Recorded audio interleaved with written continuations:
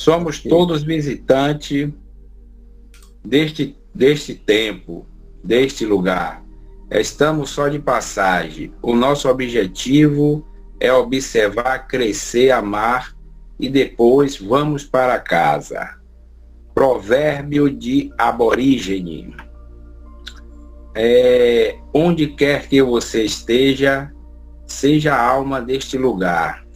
Discutir não alimenta, reclamar não resolve, revolta não auxilia, desespero não ilumina, tristeza não lava, não leva a nada, lágrima não substitui o suor, irritação intoxica, deserção agrava, calúnia responde sempre com o pior. Para todos os males só existe um medicamento de eficiência comprovada. Continuar na paz, comprometendo, ajudando, aguardando o concurso sábio do tempo, na certeza de que o que não for bom para os outros, não será bom para nós. Pessoas feridas ferem pessoas, pessoas curadas curam as pessoas. Pessoas amadas amam as pessoas. Pessoas transformadas transformam pessoas. Pessoas chatas chateiam pessoas. Pessoas amarguradas amarguram as pessoas. Pessoas santificadas santificam pessoas. Quem eu sou interfere diretamente naquele que estão ao meu redor. Acorde. Se cubra de gratidão, se encha de amor e recomece. O que for benção para a sua vida, Deus te entregará. E o que não for, Ele te livrará. Um dia bonito nem sempre é um dia de sol, mas com certeza é um dia de paz. Que assim seja, Chico Xavier. Boa noite a todos. Me ouvem bem? Tá ótimo. Tá ótimo? Ok. Tá bom. Boa, excelente. Veja, o tema que nos foi proposto, como o Alberto já adiantou, é o título do capítulo 3º do Evangelho segundo o Espiritismo. E se nós pensarmos, Kardec, como foi dito na oportunidade no discurso, da cerimônia de sepultamento dele, que era o bom senso encarnado. E a doutrina que nós abraçamos, a doutrina espírita, cada vez que nós vamos estudando ela mais um pouco, nós nos convencemos do quanto ela é uma doutrina que se orienta pelo bom senso e a lógica. Então, a partir disso, nós podemos concluir que quando Kardec traz logo para o capítulo 3º, logo para os primeiros capítulos do Evangelho, o tema "Há muitas moradas na casa de meu pai", é porque ele identificou uma importância nesse tema. É um tema amplo, que eu, quando costumo estudá-lo, eu procuro estudá-lo em 3 aspectos, tá certo? Um aspecto histórico, para a gente entender em que contexto essa passagem do Evangelho de João, porque o tema "Há muitas moradas na casa de meu pai", é uma passagem do capítulo 14 do Evangelho de João. Então, em que contexto, em que momento essa frase foi dita por Jesus? O outro aspecto a partir disso, um aspecto externo, o que se podemos entender por "há muitas moradas na casa de meu pai", e um aspecto interno também. Então, eu vou tentar, nessa nossa conversa fraterna, que nós estamos tendo aqui, abordar esses 3 aspectos a partir do tema que está lá. Quando nós pegamos a passagem do Evangelho de João, no capítulos, versículos 1 e 2, literalmente, consta do Evangelho, não se perturbe vosso coração, ou não se turbe vosso coração, aí você tem as variações de cada tradução, né? Credes em Deus, credes em mim. Há muitas moradas na casa de meu Pai. Se assim não fosse, não teria dito que vou preparar um lugar para vós. A gente precisa entender que essa frase de Jesus, ela foi dita já muito próximo da sua paixão. Ou seja, era aquele último encontro de Jesus com os seus discípulos, tá? Que nós costumamos chamar da Santa Ceia. Após 3 anos de convivência intensa de Jesus com eles, ele anuncia que vai deixá-los. Se nós formos ler o capítulo todo do Evangelho, quando Jesus faz esse anúncio de que vai deixá-los, e isso causa uma consternação, né? Todo o colégio apostólico, né? Todos os apóstolos, eles ficam aflitos com a notícia e perguntam: para onde vais? Né? Eu tenho aqui a passagem um pouco mais ampla.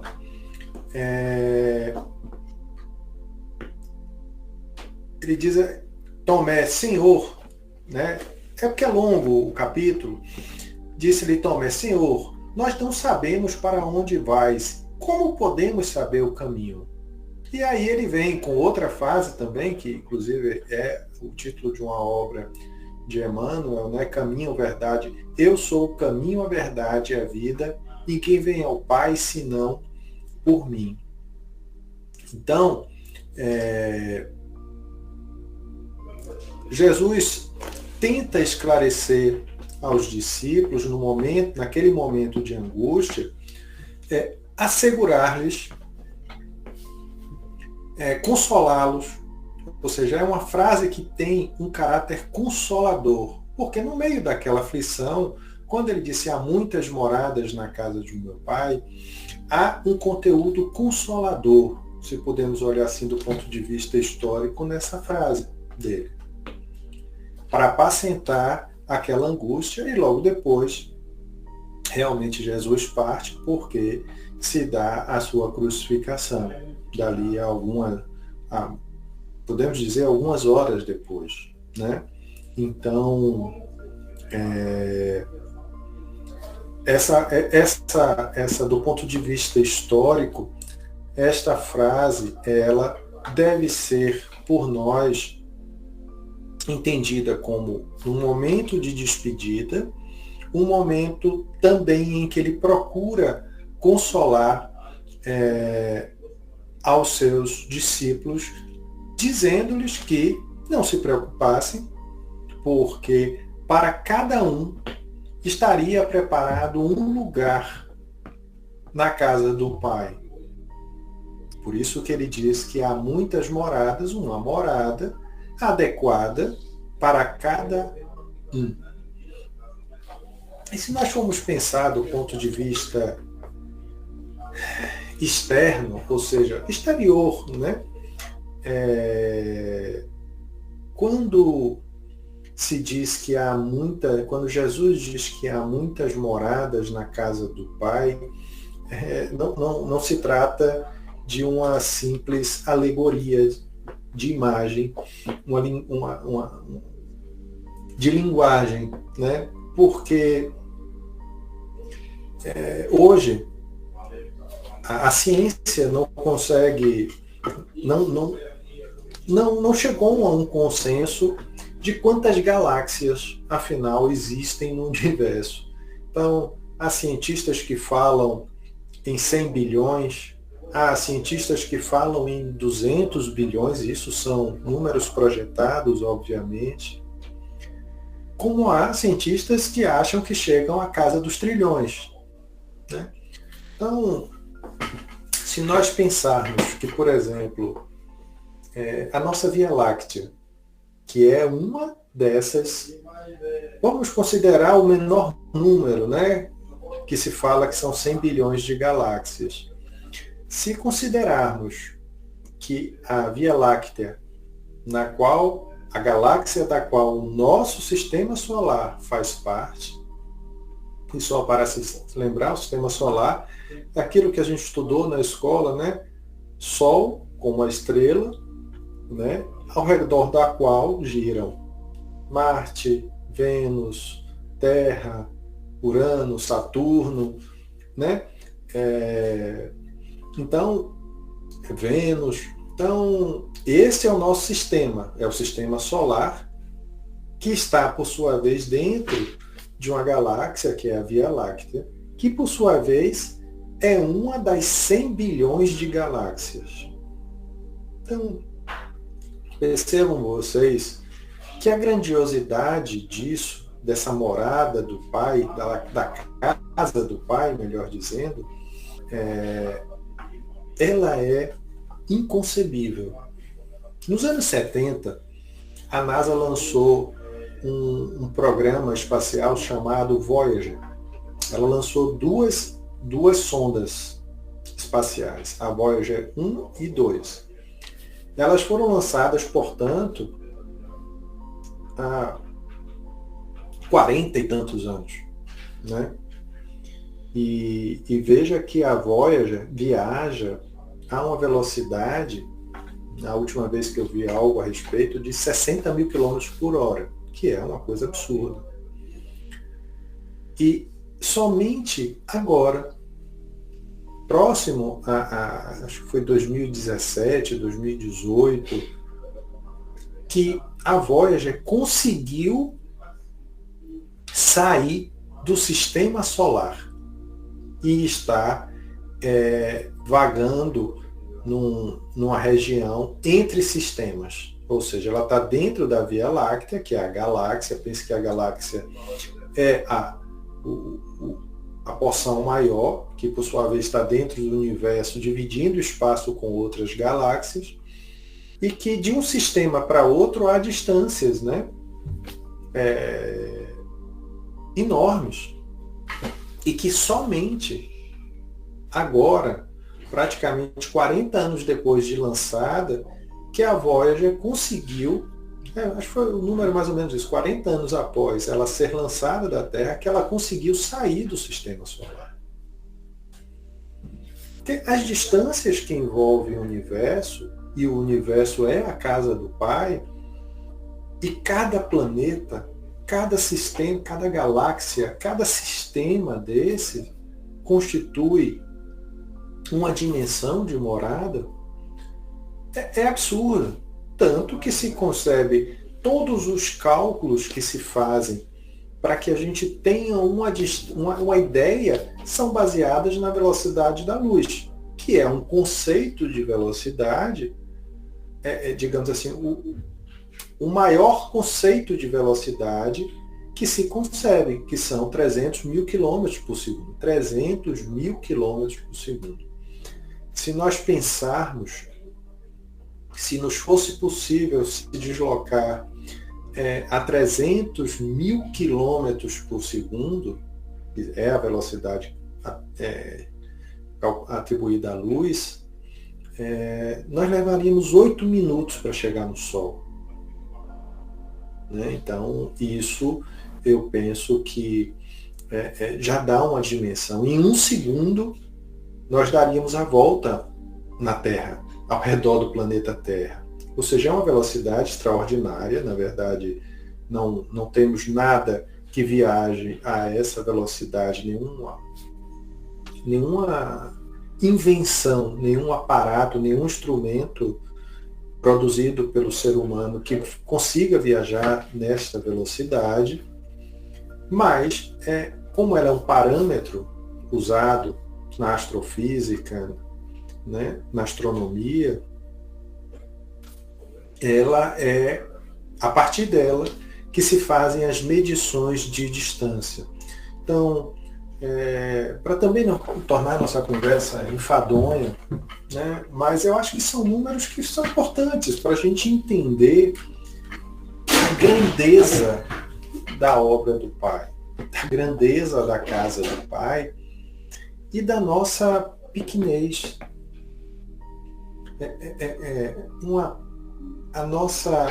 A Terra é um grão de poeira, literalmente, dentro do universo.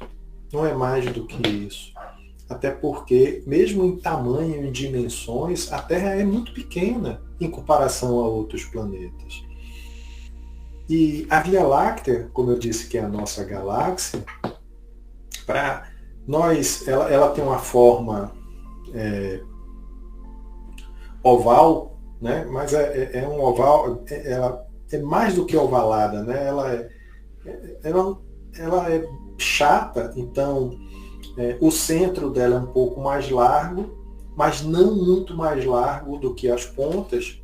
Então, para nós viajarmos no ponto onde ela é mais estreita, né? Imagine que ela tem esse formato assim oval, das pontas onde ela é mais estreita, de uma ponta a outra da Via Láctea, nós precisaríamos de 1000 anos-luz. 1000 anos-luz para percorrer. Ou seja, 1000 anos viajando à velocidade da luz. 1000 anos. E do centro, na parte mais larga da Via Láctea, seriam necessários 3000 anos. Ou seja, somente a nossa Via Láctea, somente a nossa galáxia, simplesmente não é possível. Ainda que nós hoje fosse criado uma espaçonave que pudesse viajar à velocidade da luz, simplesmente, pela expectativa de vida que nós temos, seria impossível qualquer encarnado transitar, percorrer, né,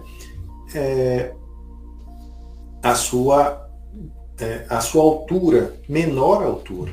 E se nós formos considerar o comprimento, porque ela é comprida e chata, né, seriam necessários 100.000 anos-luz. Ou seja, o tempo, quando nós passamos a ter esse olhar sobre esses aspectos do universo e da grandeza, da grandiosidade da casa do Pai, simplesmente a gente se perde.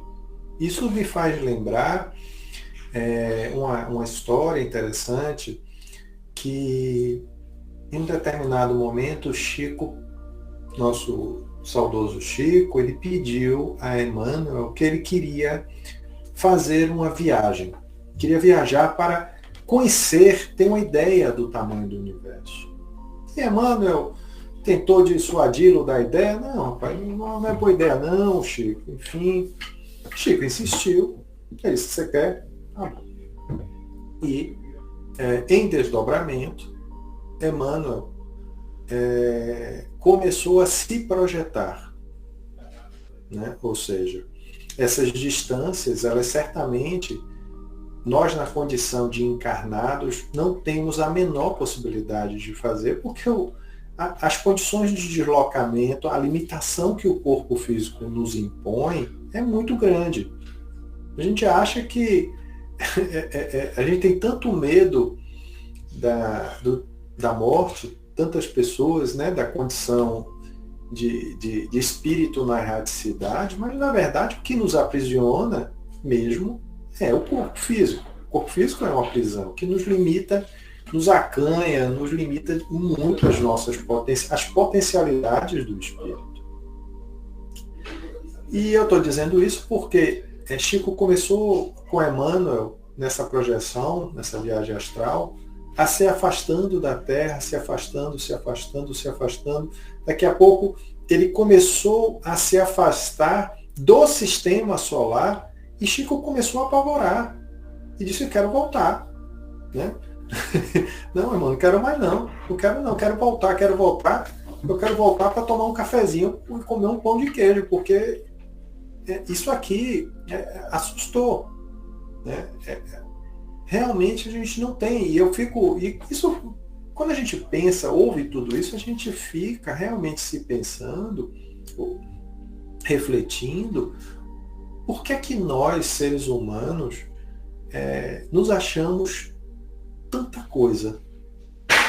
Porque quando a gente olha isso tudo, né, primeiro a presunção começa em acharmos que nós somos os únicos, né? Então, acharmos que tudo isso foi criado, toda essa grandiosidade foi criada para somente numa poeirinha cósmica viver a raça humana, que, convenhamos, não é o melhor que nós podemos alcançar em termos de criação de um Pai que é todo sabedoria, perfeição. Estamos caminhando. Então, certamente, existem humanidades, se assim podemos chamar, né? Que isso também é uma presunção, chamar de humanidades,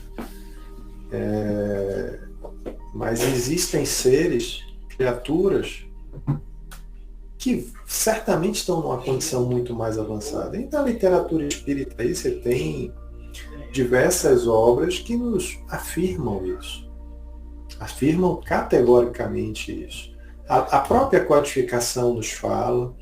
Nós temos aí Exilados de Capela, que nos fala dos capelinos. Nós temos Renúncia, que nos fala dos seres de Alcione. E por aí vai. Então, isso é somente, eu estou dizendo isso tudo, para a gente se situar, né, e voltar, assim, não perder de vista, não se deslumbrar achando que somos o que há, a única coisa que há, né, e a coisa, e o que há de melhor, né?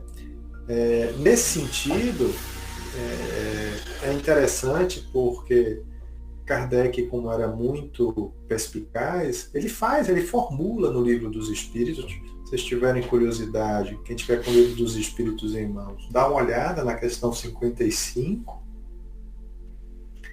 E ele formula, ele pergunta aos espíritos de verdade, aos espíritos, né, os que orientavam, né, que foram orientadores da revelação espírita,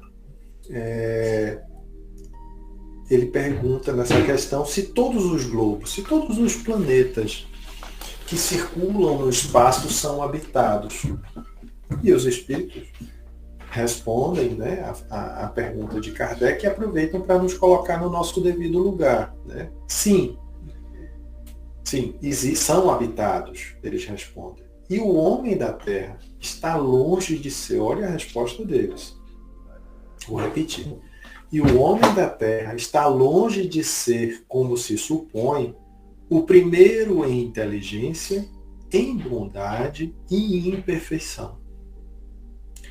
Entretanto, há homens que se julgam muito fortes e pretendem que só este pequeno globo tenha o privilégio de abrigar seres racionais. Então, já de partida, na primeira obra da revelação, os nossos amigos invisíveis, né? Essas inteligências que orientaram a revelação espírita, a codificação espírita, eles já vão logo nos dando o recado, diz, olha, baixa a bola, né? Vamos usar uma expressão que é bem popular, se coloquem no seu lugar, porque vocês não são isso tudo que vocês estão achando. Primeiro, porque vocês não são os únicos. Então, além de vocês não serem os únicos, vocês estão longe de serem os primeiros em inteligência e em perfeição.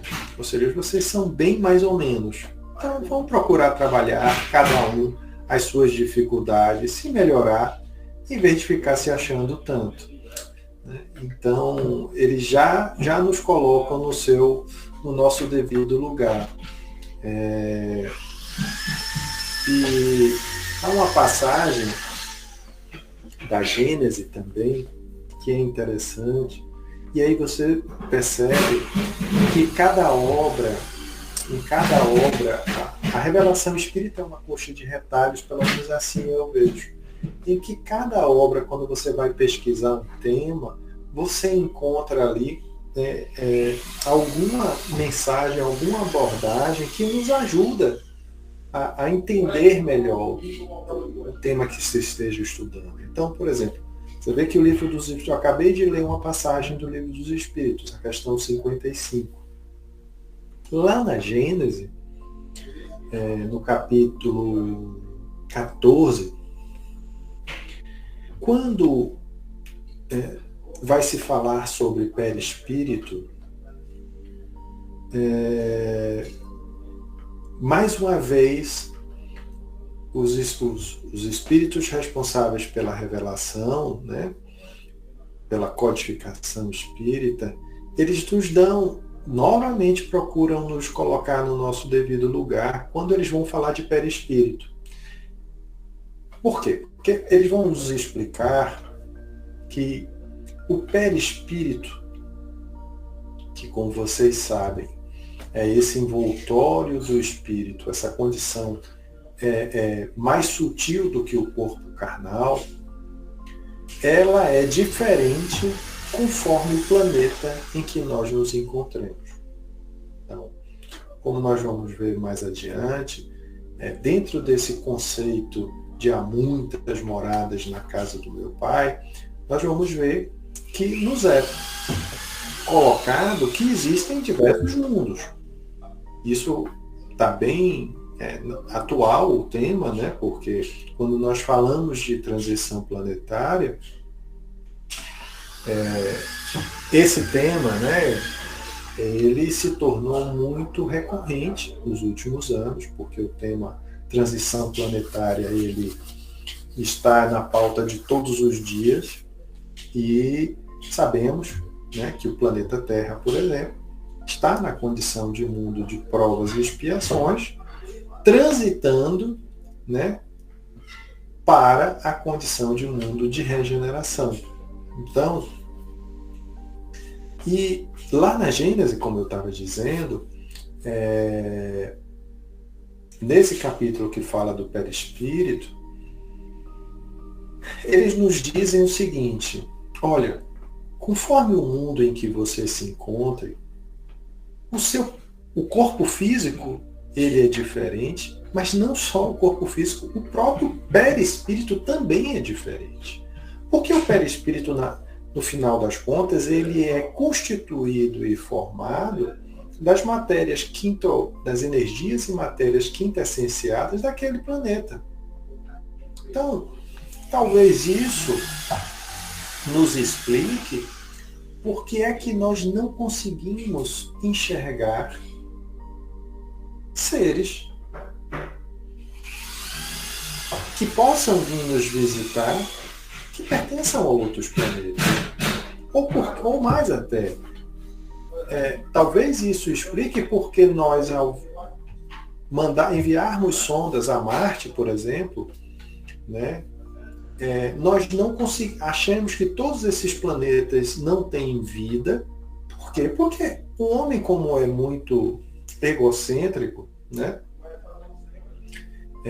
muito egóico, e talvez porque também lhe falte parâmetro científico, ele toma por base o conceito de vida a partir do que ele tem para si. Ou seja, ser vivo ele tem que ser parecido com algo que tem anos aqui, no nosso planeta, ou o homem, ou animal, ou vegetal, com aquelas condições materiais. Mas se até o perispírito ele é diferente em um mundo diferente, em condição evolutiva diferente, imagine o corpo físico. Então, é possível que existam vidas e a gente simplesmente não consiga identificar porque a constituição deles é diferente, né? Nessa passagem da Gênese, eu estou dizendo isso a partir de um dado que nos é trazido da Gênese. Veja o que eles nos dizem. Dando-se que Júpiter, como é um orbe muito adiantado em comparação com a Terra, como um orbe onde a vida não apresenta a materialidade da nossa, os envoltórios perispirituais hão de ser lá de natureza muito mais quintessenciada, ou seja, muito mais sutil, né, imperceptível, menos materializada do que aqui. Ou seja, primeiro, o que é que a gente extrai dessa passagem da Gênesis?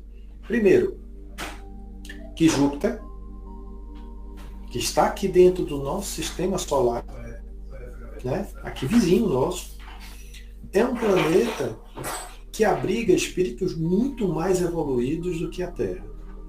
Então, já a primeira informação que essa passagem da Gênesis nos traz para a gente fazer uma reflexão. A segunda é que por eles terem uma condição muito mais evoluída, ou seja, são seres espiritualmente, moralmente, intelectualmente mais evoluídos do que nós, terráqueos, de nós que estamos encarnados na Terra, a condição do corpo, a condição corpórea deles é diferente da nossa. Então veja como o conceito de há muitas moradas na casa do meu pai, ele vai ganhando importância nesses pequenos poucos minutos que nós estamos estudando aqui.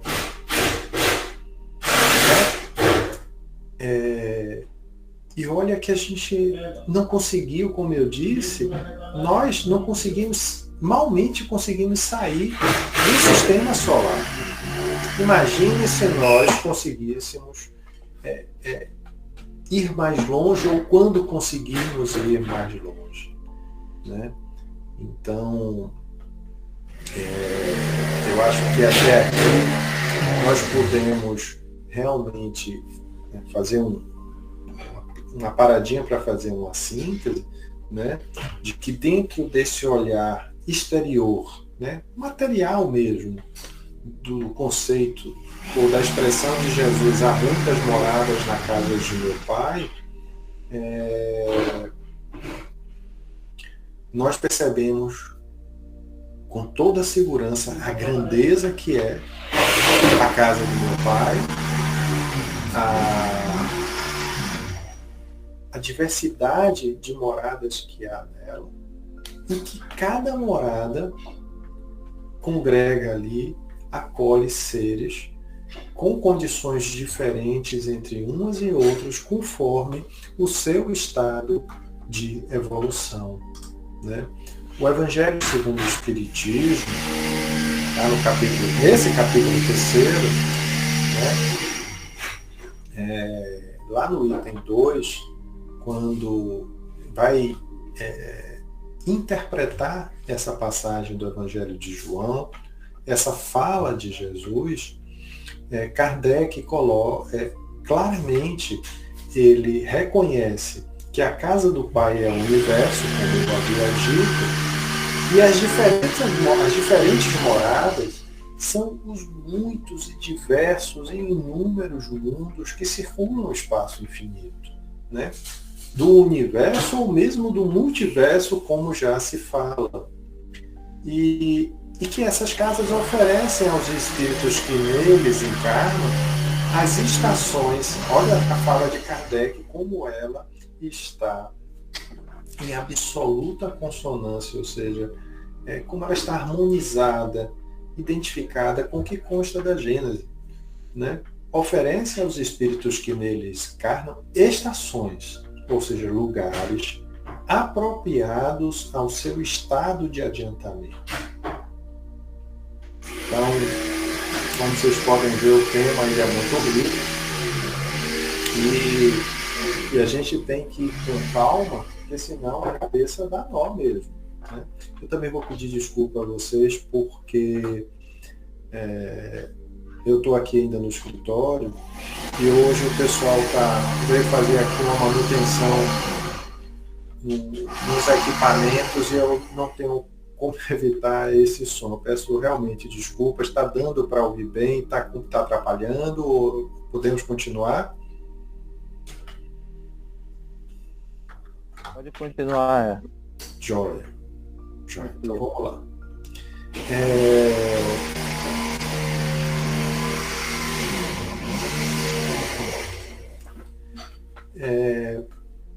Ainda no capítulo 3º do Evangelho, segundo o Espiritismo, que é um capítulo dedicado exclusivamente a esse tema, eu pincelei aqui algumas passagens que me parecem importantes para que a gente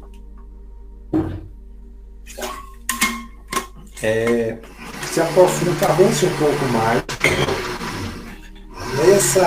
nessa ideia de que há muitas moradas, né? E o primeiro ponto é que no item 4 é proposta uma classificação de mundos. Assim como nós temos classificação de espíritos, há uma classificação dentro da revelação, é proposta também uma classificação de mundos.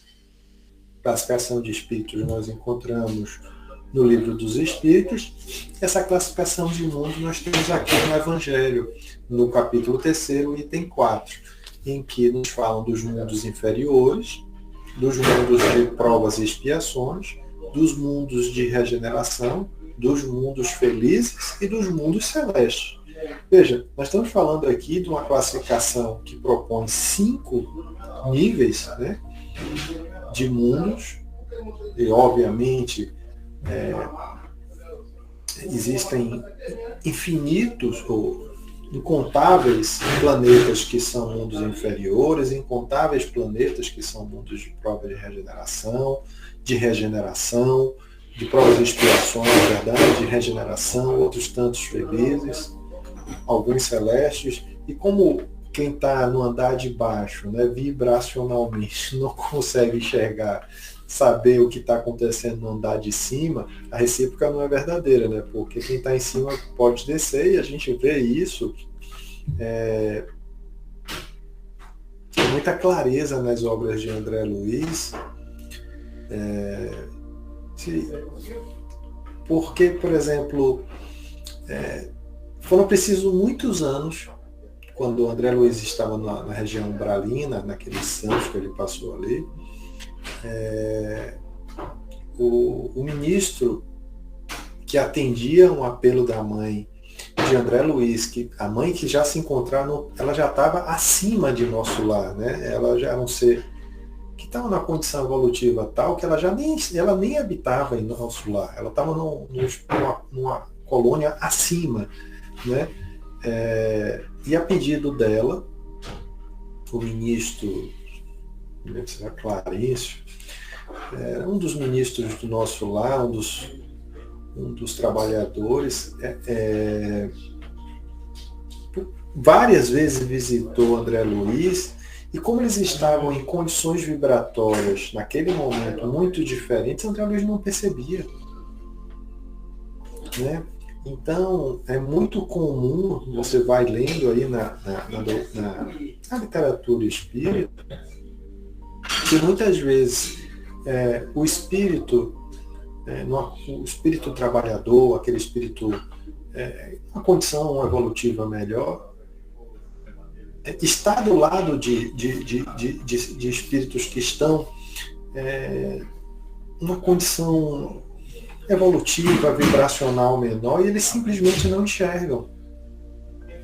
Né? Eles descem e eles não conseguem ultrapassar também.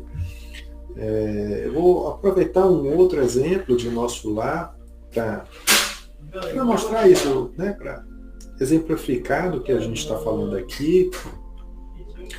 Aqueles que leram Nosso Lar vão lembrar de uma passagem em que André Luiz e um dos guardiões de Nosso Lar, um dos guardiões que protegiam ali, era uma cidade fortificada, porque o Nosso Lar está encravada na região ali nos limites, ali dentro do umbral, né? Digamos assim, um oásis ali naquela dimensão. E uma mulher, né, começa a pedir para entrar em nosso lar. E faz, né, se mostra muito gentil, muito humilde no pedido, né, muito sofrida, muito necessitada. E André Luiz até pergunta por que é que não pode deixá-la entrar. Por quê? Pela inexperiência dele. E aí prova que isso nos alerta de que a gente não pode ser só bonzinho, nós precisamos ser muito cuidadosos, mas também experientes ao se propor a fazer o bem.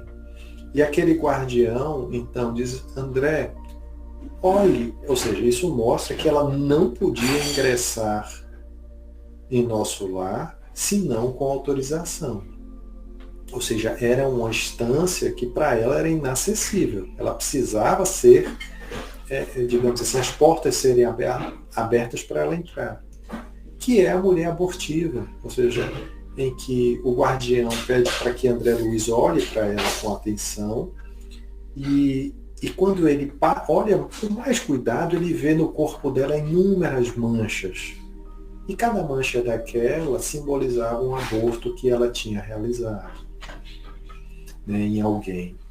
E aquela trazia aquela marca, né, a expressão, o resultado das escolhas dela. Que no final das contas é isso. É apenas o resultado de uma escolha que ela havia feito. Como a condição dela era, do ponto de vista, ela era um ser que não tinha a menor condição de estar no nosso lar, dentro, né, da colônia, porque ela seria causa de desequilíbrio, é negado o direito dela de entrar. Então ela começa a reagir de forma violenta e agressiva até, né, quando a sua intenção é negada. Então, com isso, quero usar esse exemplo para nós entendermos que essas condições de morada, veja, nós estamos falando, se isso dentro do próprio planeta Terra, das escalas do planeta Terra acontece, imagine quando nós pensamos de gradação de mundos. Então, tudo é muito lógico e encadeado, né? Então, os seres que estão no mundo de regeneração, no mundo feliz, no mundo celeste, podem visitar um mundo de provas e expiações, um mundo inferior, mas a recíproca não é verdadeira. Então nós não sabemos o que acontece no andar de cima. E nesse sentido, a Terra, que está, né, felizmente nós estamos saindo, né, não se sabe ainda quanto tempo, isso é uma obra, é resultado da construção de cada um de nós, ou seja, do nosso conjunto, né?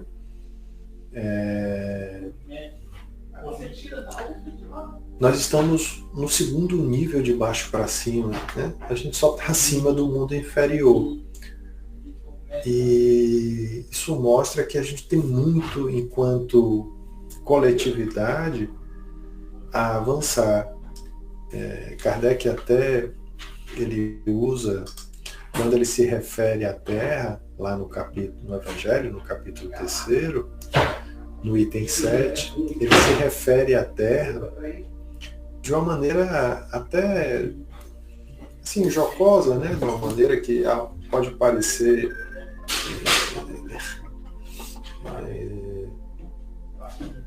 com uma certa desprezo, mas não é isso. Ele procura simplesmente colocar, a partir das informações que os espíritos trazem, as coisas no seu devido lugar. Então ele diz, pois bem, figura-se a Terra como um subúrbio, um hospital, uma penitenciária, uma região insalubre, pois ela é simultaneamente tudo isso. Veja bem, olha ao que corresponde o nosso planeta a um subúrbio, um hospital, uma penitenciária, uma região insalubre. E se a gente olhar ao redor, ao nosso redor, eu acho que a gente consegue identificar isso de uma maneira razoavelmente clara, né?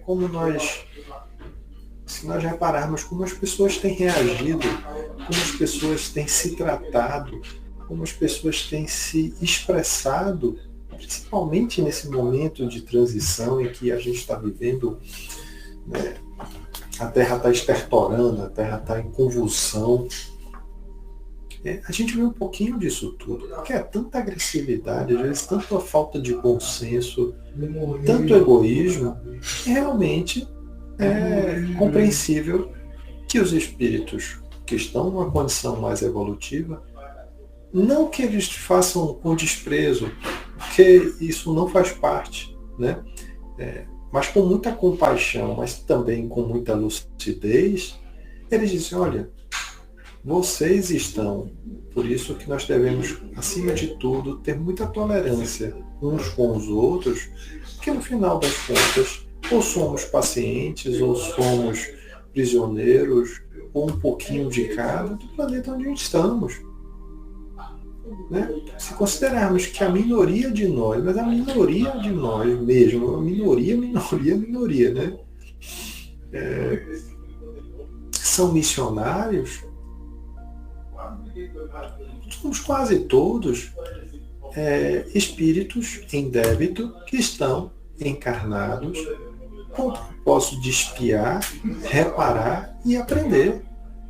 Então a maioria de nós são espíritos endividados, espíritos de terceira ordem. Então essa é a realidade do planeta. Né?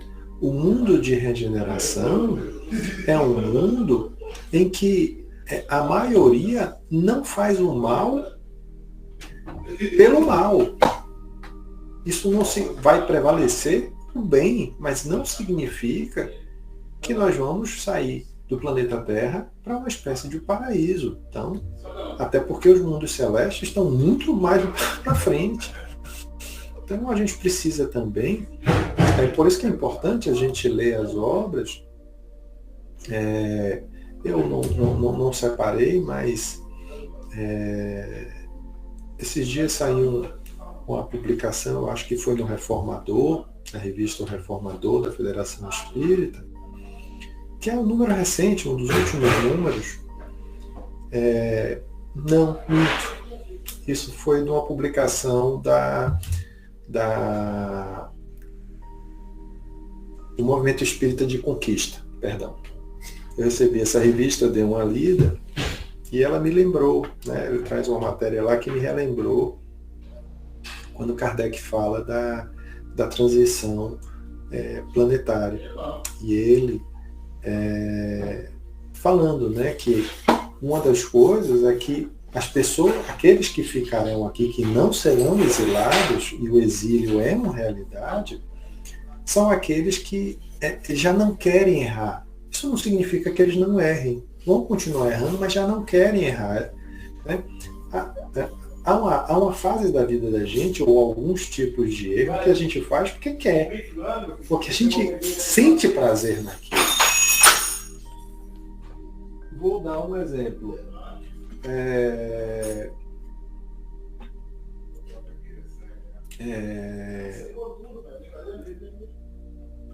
Pense que seu médico diz que você não pode comer chocolate porque você é diabético. Muitas pessoas comem, né? Porque não é porque foi descuido, desatenção, não é porque sente prazer naquilo. Né? Então, e não consegue simplesmente deixar de fazer. Já a pessoa, algumas vezes, quando a gente vai evoluindo, e aquilo deixa, muitas vezes a gente até faz, mas a gente já não quer mais fazer. Chico, de novo, vou usar aqui uma lembrança de Chico. Chico dizia que a tentação é um cachorro enorme que corre atrás da gente e que a gente fica morrendo de vontade que ele nos alcance. Então, Chico era muito espirituoso, né, nas suas colocações, e isso nos mostra que a perspectiva de um mundo de regeneração, ela nos traz, né, esperança de que a gente possa viver numa sociedade que se respeite mais, que tenha mais respeito pelo outro, porque a gente vai ter vontade de que assim seja, ou pelo menos aqueles que ficarem assim na sua maioria, assim pretenderão, porque os que não se prepararem, não internalizarem esse sentimento de querer acertar, de não querer errar, de não querer fazer o mal, porque sente prazer em fazê-lo, lhes restará apenas o exílio. E a gente tem lá, não é somente os exilados de Capela. Os exílios, eles são uma realidade que ocorre. A gente não tem ideia de quantas vezes isso já ocorreu e ocorre, ou talvez nesse momento esteja ocorrendo. Na Terra, certamente está ocorrendo já nesse momento, porque há espíritos que, à medida que estão desencarnando, eles já não voltam mais para aqui. Esses já estão sendo redirecionados para outros planetas. Ou outro planeta, não sei, isso aí já está além da minha possibilidade, né? Lá no capítulo 8º do Evangelho, quando fala de exílio, Kardec nos diz, né? Enquanto alguns mundos se adiantam, outros se formam, povoados por espíritos primitivos. Ou seja, o universo está sempre em expansão. E que, além disso, servem de habitação, de exílio e lugar de expiação para espíritos imperfeitos, rebeldes e obstinados no mal. Veja só a expressão de Kardec. Obstinados no mal. É aquele que não quer deixar de fazer o mal porque sente prazer nisso. Expulsos de mundos que se tornaram mais felizes, de mundos que transitaram de condição, ou seja, evoluíram de condição. E veja que esses espíritos, quando são degradados, o que para eles é uma expiação, é uma consequência dolorosa, para aqueles seres primitivos, eles serão quase deuses. Né? Serão seres que serão importantíssimos para a evolução daquele orbe, como foram na Terra lá atrás os capelinos. Ou seja, tudo se aproveita nessa inteligência perfeita que são as leis divinas, as leis morais. Ou seja, nada se perde, tudo se aproveita, porque se existe um determinismo na vida, um fatalismo na vida, é a evolução dos indivíduos e a evolução dos mundos. Né? E já nos conduzindo, caminhando para a nossa conclusão, né, do que nós estamos conversando, pensem vocês que hoje, imagine, nós estamos aqui em 2022, encarnados na Terra, tendo o privilégio de estarmos encarnados na Terra, num dos momentos mais importantes do planeta, que ele passa por esse momento de transição, em que as oportunidades, as informações que nós temos são mais do que suficientes para nós termos motivos e conhecimento para nos tornarmos criaturas melhores, ou seja, é um privilégio estar encarnado na Terra agora. Imagine que se nós não nos convencermos disso, não nos credenciarmos a nos tornarmos pessoas melhores, imagine nós, ao desencarnarmos, na nossa próxima reencarnação, nascermos homens e mulheres das cavernas. Então, olha a dureza que é um exílio dessa ordem, né? Porque foi isso que os capelinos experimentaram quando vieram encarnar na Terra.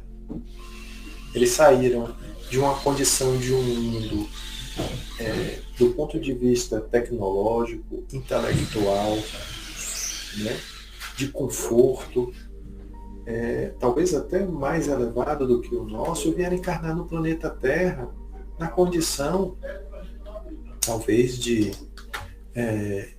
australopitecos, de Homo habilis, de alguma daquelas formas humanoides mais antigas, né?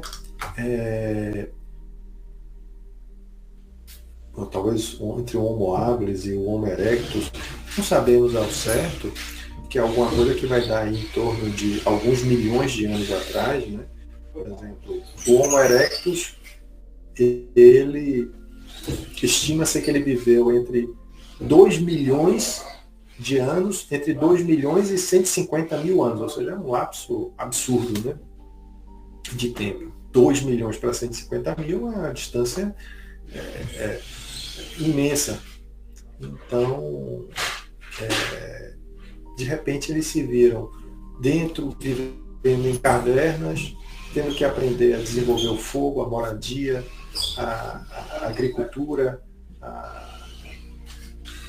e eles com isso arrastando aquelas formas primitivas, aqueles espíritos primitivos que eram os habitantes originais do planeta. Porque quando os capelinos aqui chegaram em exílio, já haviam os moradores originais do planeta. Então, A Caminho da Luz, né, do nosso Emmanuel, nos fala muito bem sobre isso, e é uma leitura interessante para que a gente entenda. Tem uma leitura, uma visão melhor do processo de transição planetária, de evolução do nosso planeta, né? E por fim, veja, nós já falamos de muitas moradas na casa do meu pai do ponto de vista material, da diversidade de planetas, da classificação de planetas, né? Mas nós temos também, podemos também trazer isso até a partir daquele exemplo que eu dei da mulher abortista, né? Que dentro do próprio planeta Terra nós temos também várias moradas que estão diretamente relacionadas ao nível evolutivo de cada um. Ou seja, da mesma maneira que nós temos seres que, quando desencarnam, vão estacionar em regiões de profunda treva, que são chamadas de furnas, né? Grotões, que são regiões muito obscuras. Nós temos seres que vão para regiões umbralinas mais leves, né? Como temos seres que vão para nosso lar, como temos seres como a mãe de André Luiz, que foi para uma colônia acima de nosso lar, e daí para cima não sabemos quantas possibilidades existem, como muitas vezes ignoramos também quantas possibilidades existem dentro dessas regiões chamadas regiões infernais, dessas furnas, né, abissais, esses abismos que também existem. Ou seja, isso nos faz perceber que também dentro de um mesmo planeta, de um planeta de provas e expiações, ou primitivo, ou de regeneração, nós temos muitas moradas interiores, né? E aqui eu quero que são os estados íntimos, né? Independente, e o próprio Kardec nos chama a atenção disso, lá no capítulo, nesse mesmo capítulo 3º, como eu disse, é um capítulo muito importante. Ele fala de estados íntimos, né? Claramente ele toca nesse aspecto, ele fala de mundos exteriores, mas ele também fala de estados íntimos que, independente da diversidade de mundos exteriores, devemos também ter em mente que essas moradas estão relacionadas com um estado feliz ou infeliz do espírito, ou seja, de paz ou de tormento, que são construções que nós fazemos a partir do uso do nosso livre-arbítrio, da nossa vontade. Ou seja, nós somos arquitetos do nosso futuro, da nossa espiritualidade, né? Construindo estados felizes ou infelizes. Emmanuel, ele nos fala sobre moradias de luz, né? E eu vou pedir licença a vocês para citá-lo, porque Emmanuel sempre é uma referência para mim. Então, ele diz assim, certamente, quando ele se comentando sobre há muitas moradas na casa de meu pai, certamente Jesus se referia à imensidão do universo e às residências do homem. Quando ele fala, se refere a muitas moradas na casa do meu pai. No entanto, é natural respeitar-lhe a palavra em sentido mais alto, ou seja, mais profundo.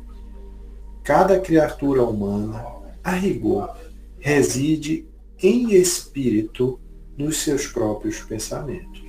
Ou seja, na nossa condição mental, na nossa condição. Então, como a gente pode ver, Deus, na sua sabedoria e misericórdia, Ele e Jesus tenta nos dizer isso de uma maneira até enigmática, que para os discípulos naquele momento era absolutamente incompreensível, porque ele dizia que partiria, mas reservaria a eles uma morada, e todos eles muito angustiados com isso, sem saber, não deu o endereço, né? Tipo assim, apareça lá, mas não diz o endereço, né? Que a gente faz até piada que o carioca faz isso, apareça lá em casa, mas nunca dá o endereço, fica parecendo isso, né? Mas não.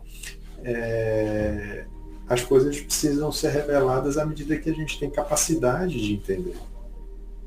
E nós vemos que tanto do ponto de vista material quanto do ponto de vista íntimo, né, dos nossos pensamentos, da nossa condição evolutiva, nós temos também inúmeras moradas.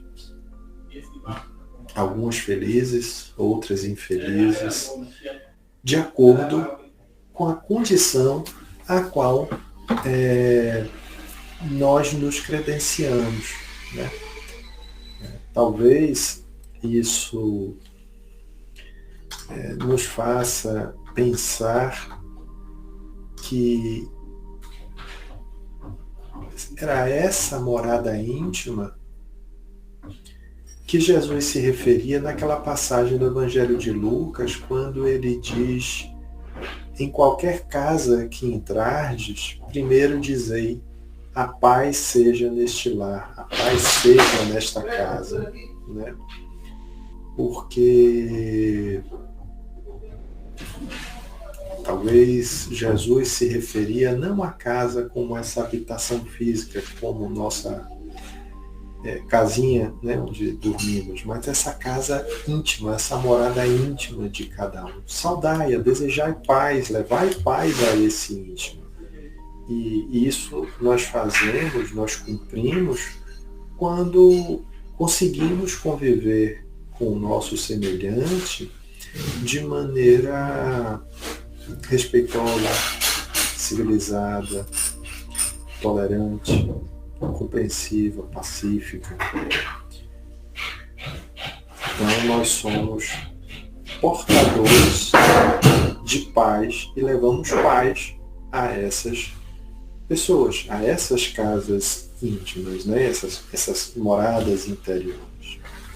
Então eu penso que com esse conjunto de informações que eu procurei reunir para essa nossa conversa,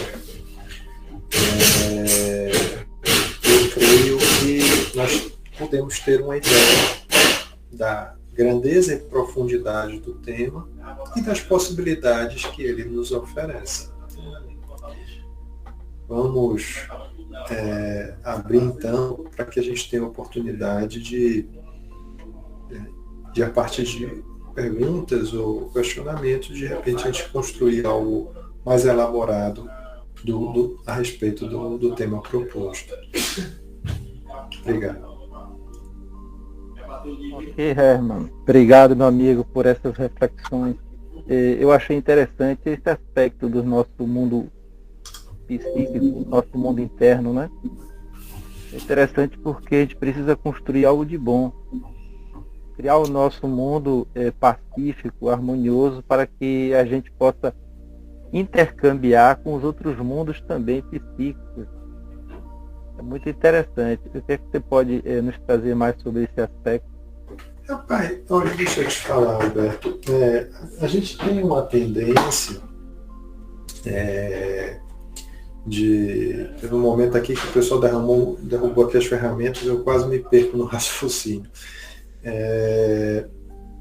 A gente, de uma maneira geral, se você pensar, nós temos um hábito, talvez um pouco comodista, de esperar que as coisas se realizem de fora para dentro. Então a gente espera que o candidato A ou B transforme a nossa sociedade. Nós esperamos que o Estado transforme a nossa sociedade. Nós esperamos que Deus transforme o nosso planeta, ou Deus ou Jesus transforme o nosso planeta. Se fosse para ele fazer isso, ele simplesmente pegava cada um de nós, cheio das nossas imperfeições, colocava ali num mundo feliz e nós nos transformaríamos porque estamos num mundo feliz. Não é assim que funciona. Nós transformaríamos aquele mundo, nós íamos criar uma enorme bagunça naquele lugar. Né? A transformação do mundo é uma obra que se espera de nós, até porque, por conceito, um mundo de regeneração é um mundo em que predomine a vontade do bem. E predomina como? A partir de cada um de nós. Não é por um decreto que isso funciona. Então, por isso que essa morada íntima é preciso tanta atenção de nossa parte, porque se enquanto a gente não aprender essa lição e não sermos cada um a construção disso, as coisas não vão acontecer no tempo certo. Quem garante a cada um de nós aqui que, por exemplo, a Terra já não poderia ser um mundo de regeneração desde a vinda de Jesus? Porque perceba, Jesus, de uma maneira geral, nós espíritas concebemos como o governador espiritual do planeta. Tá? Ou seja, é um ser que já é Cristo há 4 bilhões de anos. Já tem uma condição crística. Eu não consigo imaginar um evento mais importante e mais marcante do que a vinda dele para a carne. Ele não precisava encarnar. Ou seja, aquilo para mim é um marco. Veja, a Terra tem 4 bilhões e geologicamente a Terra estima-se 4 bilhões e meio de anos. 4 bilhões e meio de anos.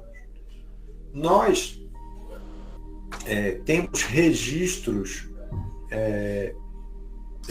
digamos assim, antropológicos, ou seja, de vida, de somente 7 milhões de anos.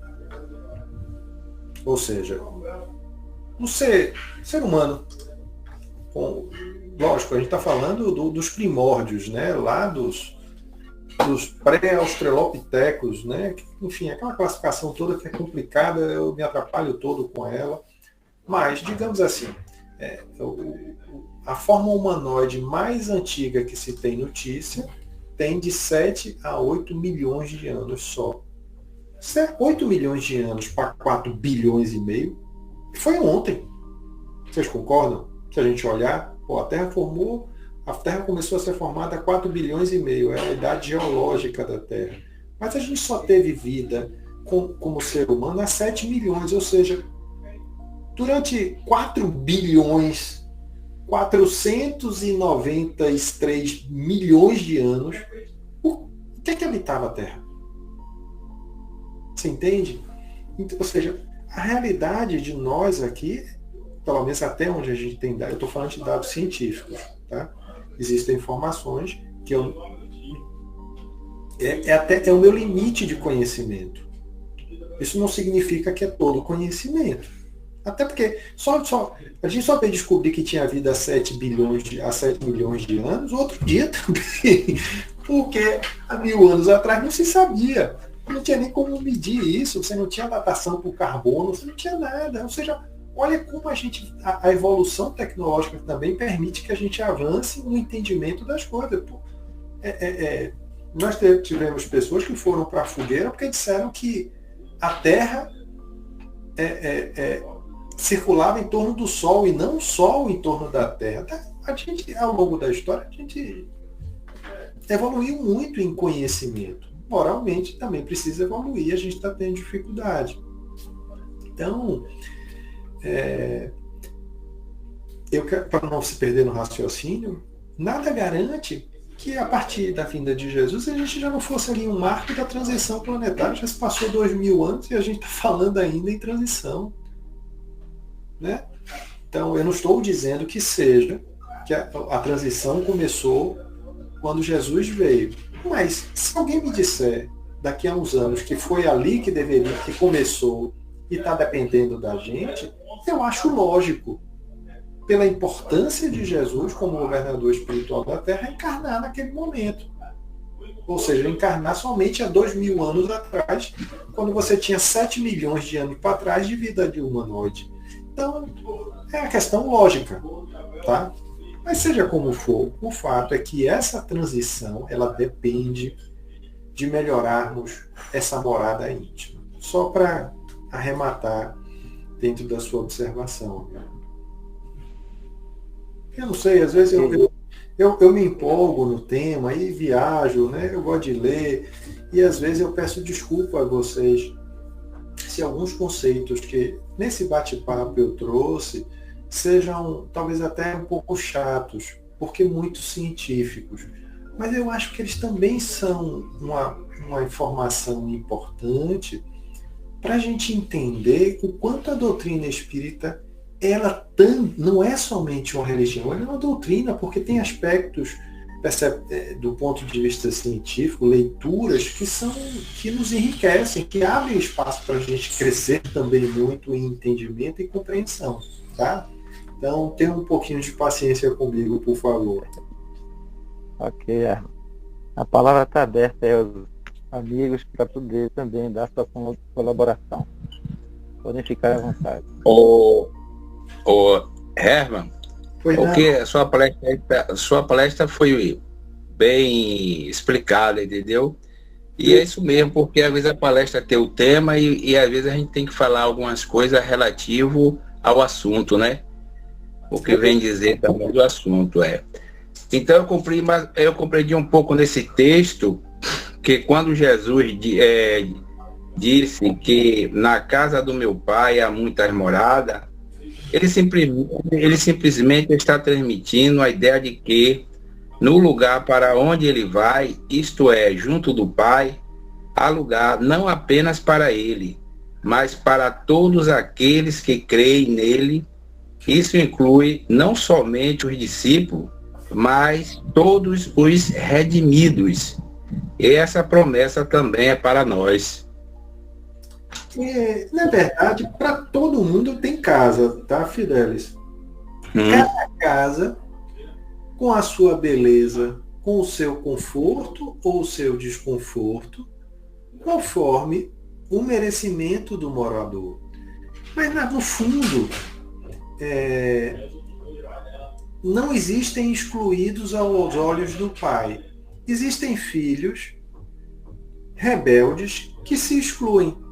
Pense que, vou dar um exemplo, pense que as famílias que têm o hábito de domingo se reunirem e ali se congraçarem, ali a gente senta na mesa, come, bebe, celebra. Não existem filhos, parentes que se recusam a participar daquele momento festivo, daquele ambiente festivo por rebeldia ou por ignorância. Eu penso que é isso. A casa está lá, a casa acolhe a todos nós. Mas diante da diversidade, da multiplicidade de filhos, cada um encontrará a sua morada de acordo com a morada a qual ele se credencia, a qual ele se habilita, né? A qual ele tem condições de ir, né? Ele tem credencial para ir.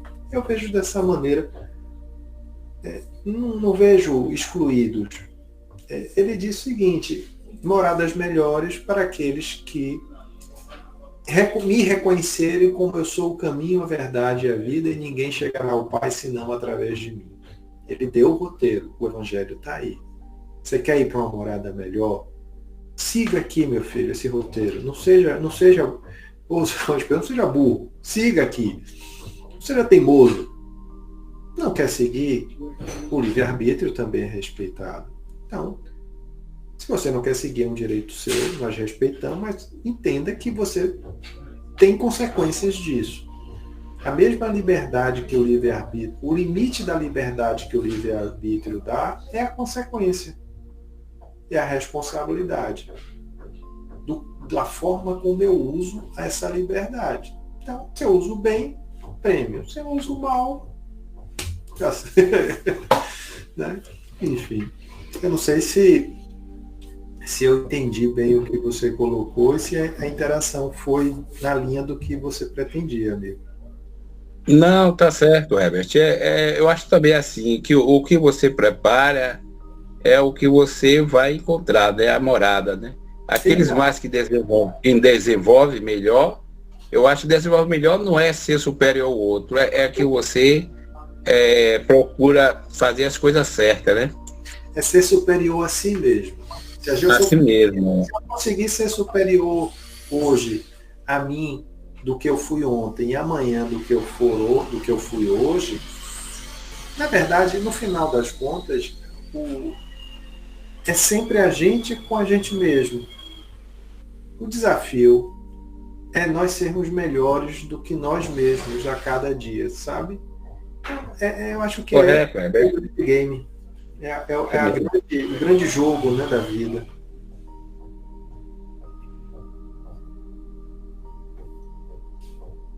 Eu acho que ainda tem um tempinho para mais uma pergunta, né?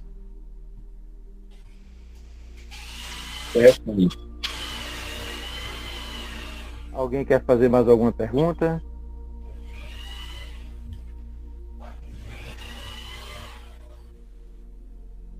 Pelo visto, não tem mais ninguém.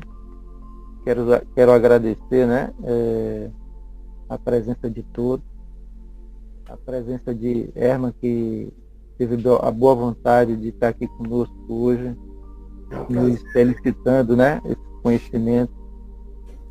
Então, Herman, faça suas considerações, meu amigo. E é possível você fazer a prece final? Sim, claro, com certeza. Bom, na verdade, eu não tenho nenhuma consideração final a fazer, senão agradecer, né, a gentileza do convite. Eu espero que eu possa ter sido ferramenta útil ao grupo, né? Somos ferramentas imperfeitas, mas podemos ser úteis. Então, o que eu espero realmente que, enfim, essas informações, essas reflexões que nós conseguimos fazer nesse nosso bate-papo, elas tenham sido úteis a cada um, e rogar ao Pai, que é nosso Criador, ao Divino Mestre Jesus, nossa referência, nosso Mestre, que nos legou um mapa tão perfeito, tão seguro para a nossa jornada na Terra, um manual de instruções para o uso do nosso livre-arbítrio, que são as lições do Evangelho, especialmente do Evangelho redivivo, que o Espiritismo nos apresenta de uma forma mais clara, mais compreensível,